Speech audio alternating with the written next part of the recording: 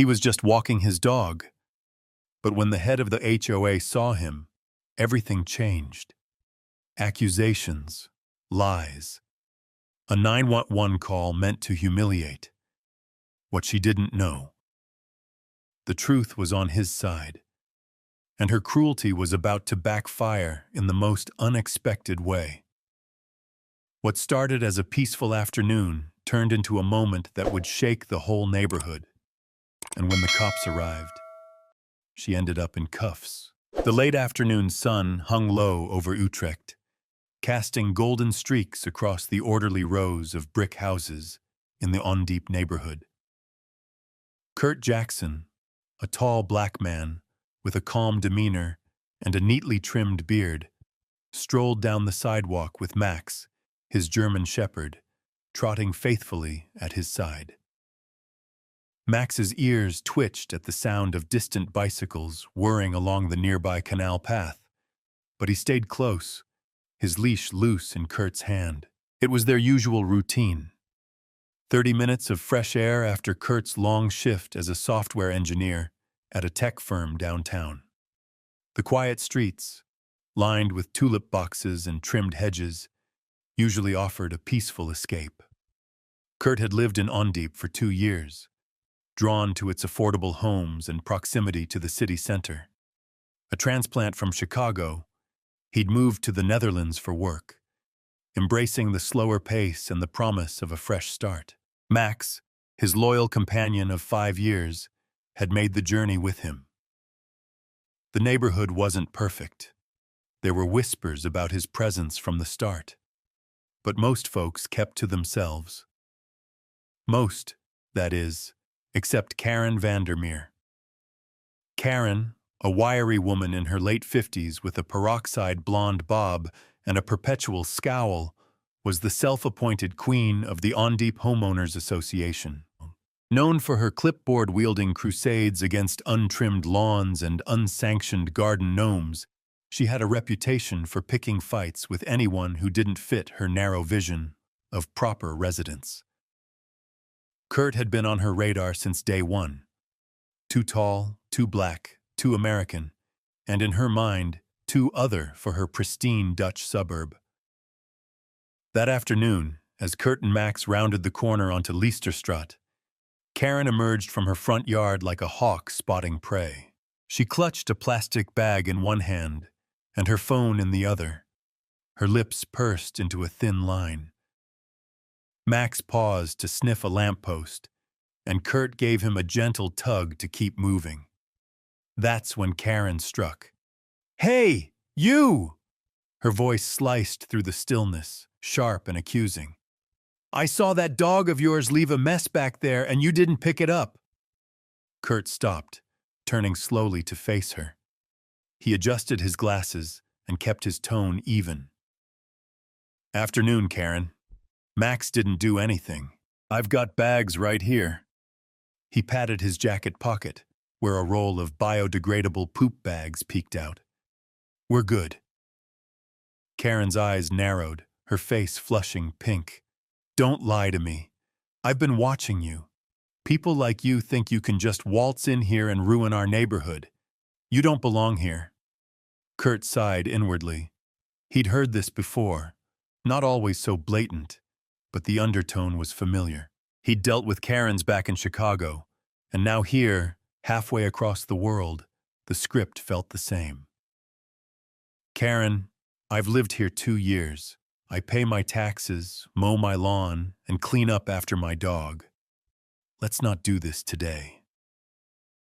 But Karen wasn't interested in reason. She stepped closer, jabbing a finger toward Max, who tilted his head curiously. "That beast shouldn't even be here. And you, strutting around like you own the place. I'm calling the police. You're suspicious, and I've had enough." "Suspicious?" Kurt's brow furrowed, but he kept his voice steady. "I'm walking my dog, Karen. That's it." She was already dialing, her fingers trembling with righteous fury. "You'll see," she muttered.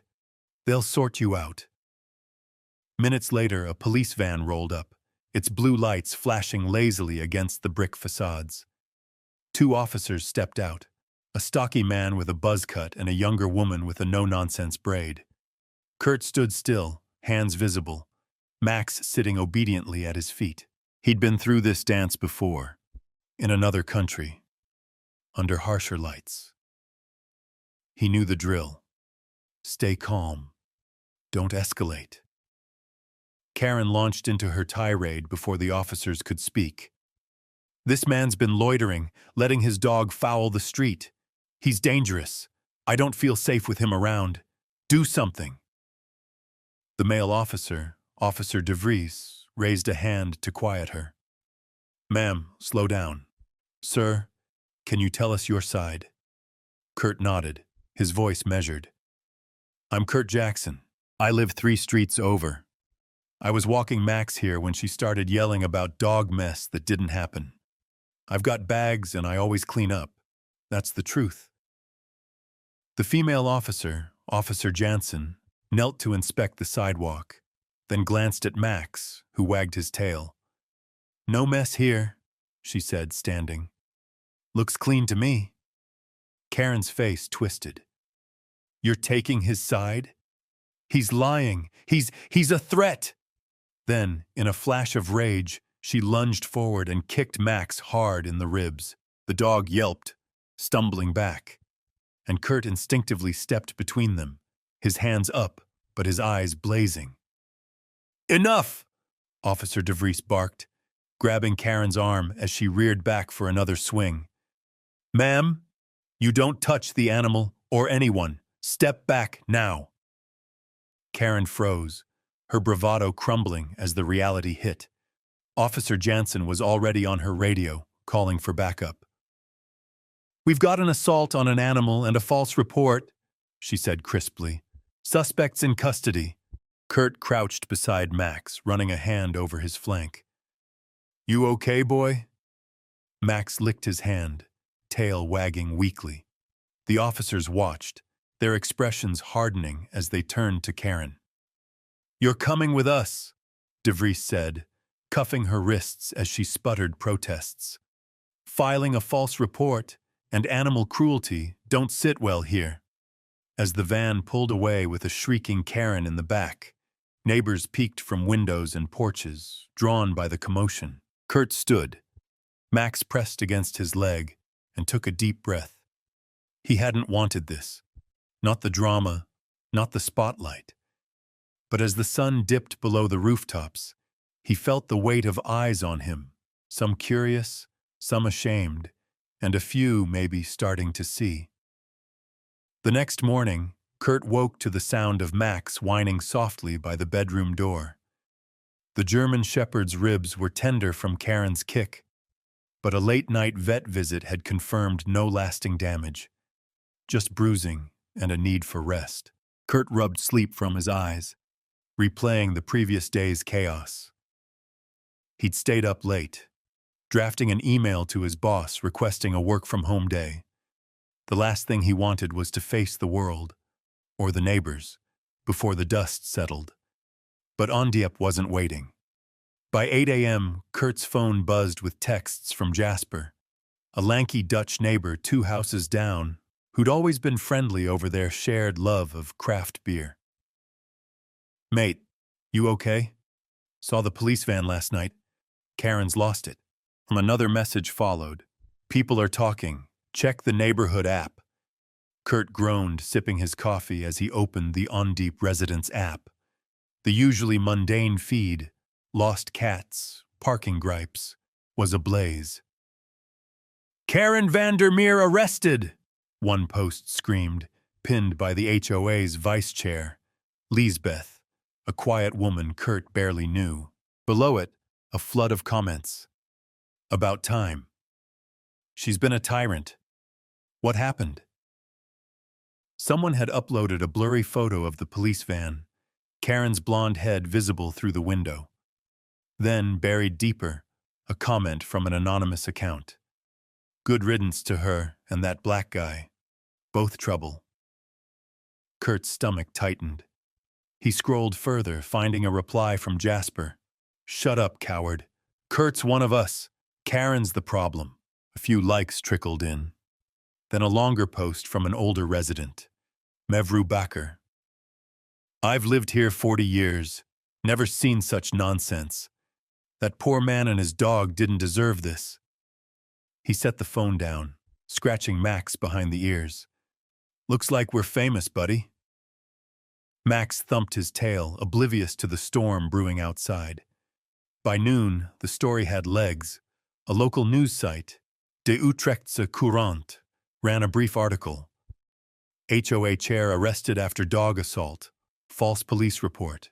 It named no names, but Ondiep knew. Kurt's doorbell rang, an insistent chime that made Max bark. Peering through the blinds, he saw Lisbeth, holding a tray of stroopwafels and looking nervous. "Kurt, hi," she said when he opened the door, her English accented but warm. "I'm so sorry about yesterday. Karen's, well, she's gone too far. Can I come in?" He hesitated, then stepped aside. Lisbeth set the tray on his kitchen table, her hands fidgeting. "The HOA's in chaos. Karen's out. Arrested or not, she's done. I'm interim chair now and I wanted to apologize. What she did, it's not us." Kurt leaned against the counter, arms crossed. "Appreciate it, Lisbeth. But it's not just about the dog. She's been on me since I moved in. You know why." Lisbeth's cheeks reddened. Yes. I've heard her talk. About you. About outsiders. I should have said something sooner. We all should have." Her words hung there, heavy with guilt. Kurt nodded slowly. "Thanks for the waffles. And for stepping up. Just keep it fair, yeah?" She left, promising change, but Kurt wasn't naive. One apology didn't erase years of sideways glances or Karen's venom. Still, it was a start. That afternoon, Jasper swung by with his terrier, Pip, insisting Kurt and Max join them for a walk. "Let's show 'em you're not hiding," he grinned. Reluctantly, Kurt agreed. The streets felt different. Neighbors waved, some awkwardly, others with genuine smiles.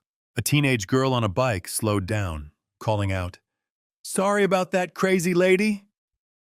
Jasper laughed, but Kurt just nodded, his guard still up. Back home, he found an email from Officer Jansen.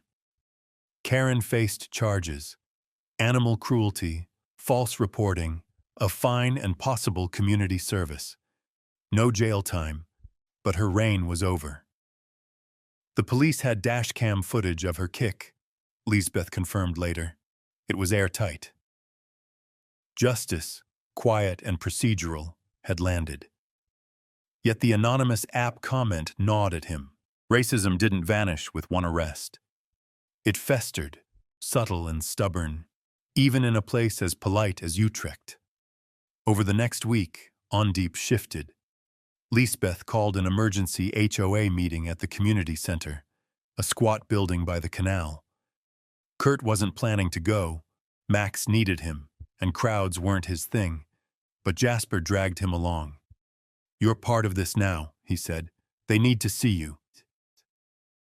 The room buzzed with 40-odd residents, folding chairs creaking under the weight of anticipation. Lisbeth stood at the front, her voice steady. "Karen's actions were unacceptable. We're rewriting the HOA rules. No more petty vendettas. Everyone's welcome here." Murmurs rippled through the crowd, some nodding, others shifting uncomfortably. Then Mevrouw Bakr, her white hair pinned tight, stood. "I've watched this street change. New faces, new lives. That's good. But I saw Karen target Kurt, and I said nothing. I'm ashamed. We can't let that happen again."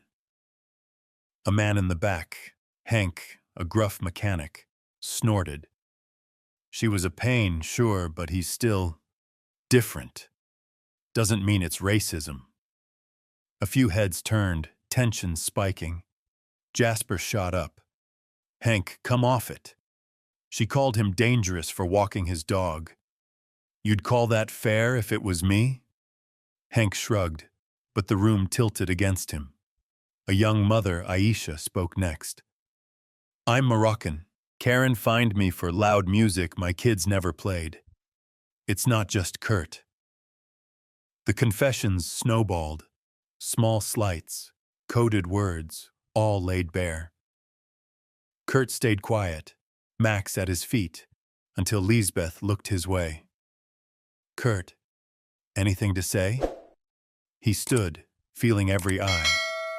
"I didn't come here to fight. I came to live. Karen saw me as a threat because of how I look, not what I did. That's real, whether you call it racism or not. I just want to walk my dog in peace. If you're serious about change, prove it." The meeting ended with promises, new rules, a diversity committee, a neighborhood watch that didn't profile. Kurt wasn't sure how much would stick, but the air felt lighter. Days later, a package arrived, a dog bed with a note from Mevru Bakr. "For Max, we're with you." That weekend, Jasper hosted a barbecue, and half the street showed up. Lisbeth, Aisha, even Hank, who muttered an apology over a beer. Max romped with Pip, ribs healing, tail wagging like nothing had happened. Kurt watched from the porch, a Heineken in hand. Justice had come, not loud or vengeful, but steady, through truth and Karen's own unraveling. On Deep wasn't cured, the anonymous commenter still lurked, and old biases wouldn't die easy. But cracks had formed, light seeping through, neighbors stepping up. Maybe that was enough for now. As dusk fell, Kurt clipped Max's leash. "One more walk, boy?" They stepped into the cool evening, the canal glinting under streetlights. A woman across the street waved, a stranger, yet not. Kurt waved back, wondering what came next, and whether Ondiep or any place could ever truly change.